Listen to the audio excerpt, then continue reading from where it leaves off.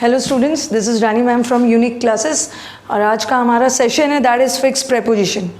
Okay, fix preposition में the students are enjoying. Fix preposition की demand बढ़ते जा रही है। फिक्स प्रेपोजिशन का सीरीज़ एक बार अच्छे से देख लेना है, फिर प्रैक्टिस सेट्स पे आना है। ठीक है, फिक्स प्रेपोजिशन का आज फिल अप द ब्लैंक्स है, प्रैक्टिस सेशन है हमारा। चलो, without any waste of time सीधा क्वेश्चंस पे आते हैं।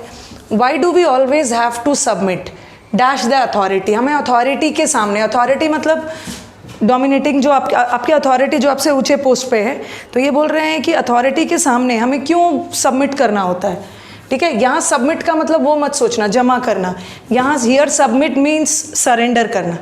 ठीक है, तो हमें ऐसा क्या है कि अथॉरिटी के सामने, अपने अथॉरिटी, जैसे your boss is in the authoritative post, अपने बॉस एंड ऑल के सामने हमें क्यों हमेशा सरेंडर करना होता है, हमेशा झुक के क्यों रहना होता है। ठीक है, और बहुत सारे वर्ड्स होते हैं। एक सबमिट, जैसे मैंने आपको बताया था सबमिट, एक सबमिट का मतलब होता है यू सबमिट योर बुक्स। अगर बुक्स और कॉपीज सबमिट कर रहे हो तो वहाँ पे कोई प्रेपोजिशन नहीं लगेगा। ठीक है, I submitted the books, I submitted my copies and all. But यहाँ सबमिट का मतलब है सरेंडर। ठीक है, सबमिट, सरेंडर, यहीं पे सारे वर्ड्स डाल रही हूँ आपके। सबमिट का मतलब, एक सबमिट इज सरेंडर करना, समर्पण करना, सरेंडर करना। एक वर्ड होता है कैपिटुलेट, कैपिटुलेट का मतलब भी है सरेंडर करना। एक होता है ईल्ड, ईल्ड का दो मतलब होता है। एक ईल्ड का मतलब goes in sense of result, production, उपज। ठीक है, तो ये सारे वर्ड्स का मतलब सेम है, सरेंडर, कैपिटुलेट, ईल्ड। एक होता है स्टूप, स्टूप का मतलब भी है किसी के आगे झुकना। ठीक है, तो क्यों हमें दूसरों के सामने झुकने की ज़रूरत पड़ती है, सरेंडर करना है। और सारे वर्ड्स का मीनिंग सेम है। You surrender to a person, you capitulate to, you yield to, you stoop to, तो सबके साथ to आएगा। Because all the words more or less they convey the same meaning. सबका मतलब होता है समर्पण करना, किसी के आगे थक हार कर सरेंडर कर देना। नेक्स्ट वाला, we are all indignant. Indignant यहाँ किस सेंस में जा रहा है? We are all indignant मतलब angry. We are all very angry. Dash the injustice, उसको जो अन्याय हुआ उसके साथ, उस पर हम सारे लोग बहुत गुस्सा है। वी आर ऑल इंडिग्नेंट, जो इनजस्टिस उसके साथ हुआ है, जो अन्याय उसके लिए उसके साथ हुआ है, उसको लेकर हम सब गुस्सा है। और याद रखना है कि एंग्री, इंडिग्नेंट एंग्री के सेंस में ही जा रहा है। अगर आप एंग्री के साथ you can use with also, angry के साथ you can use at also. Angry के साथ विथ का भी यूज कर सकते हो, एंग्री के साथ एट का भी यूज कर सकते हो। अगर किसी पर्सन का सेंस है, you are angry with a person, but किसी बात पे you are angry, that is you are angry at a thing.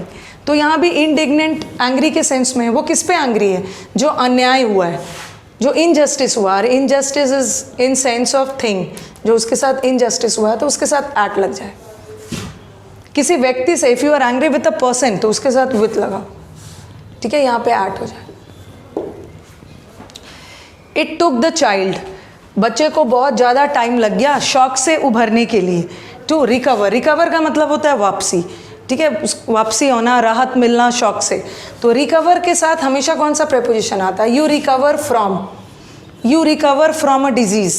ठीक है, फ्रॉम आता है। जैसे आपको मोर और लेस रिलीफ भी बोलते हैं ना, रिलीफ मिला, आपको राहत मिली, रिलीफ फ्रॉम, रिकवर फ्रॉम। जैसे रेस्पाइट, लोगों को मानसून में, रेनी सीजन में बहुत बड़ी राहत मिलती है गर्मी से। You got respite from the scorching heat of the sun, आपको गर्मी से राहत मिली। तो रेस्पाइट के साथ फ्रॉम, रिलीफ के साथ फ्रॉम, रिकवर के साथ फ्रॉम। ये नहीं बोलूँगी कि बिल्कुल सेम मीनिंग है, बट थोड़ा सा मिलता जुलता मीनिंग। ठीक है, तो चलो और भी एक दो सेंटेंसेस कर लेते हैं। चलो, now let us move to the next sentence. The climate is conducive, conducive means favourable, अनुकूल।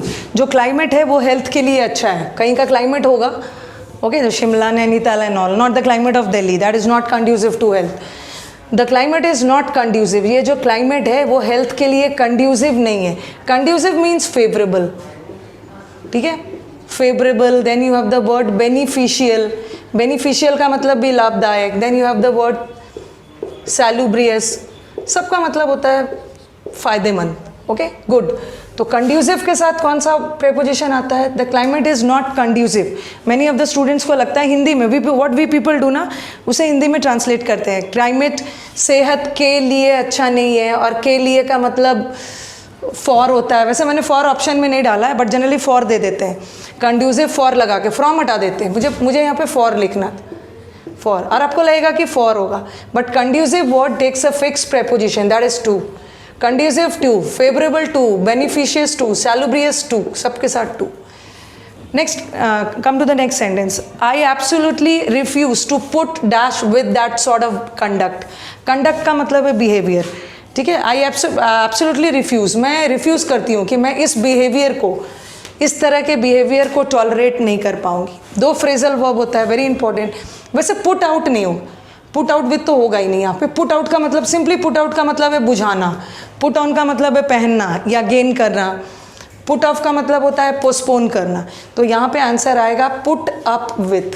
Put up with is a phrasal verb, okay. एक फ्रेजल वर्ब आता है पुट अप विथ और एक फ्रेजल वर्ब आता है beer with, okay. All the both the phrasal verbs they convey the same meaning. इसका मतलब है बर्दाश्त करना, टॉलरेट करना। मैं आपके ऐसे बिहेवियर को टॉलरेट नहीं करूँ, ओके। तो फिक्स प्रेपोजिशंस हमने किया। अगर वीडियोस अच्छे लग रहे हैं तो शेयर करो अपने दोस्तों के बीच में, और क्या क्या टॉपिक्स आप पढ़ना चाहते हो कमेंट बॉक्स में अपने कमेंट्स देते रहना। चलो अब मिलते हैं नेक्स्ट सेशन में। Thank you.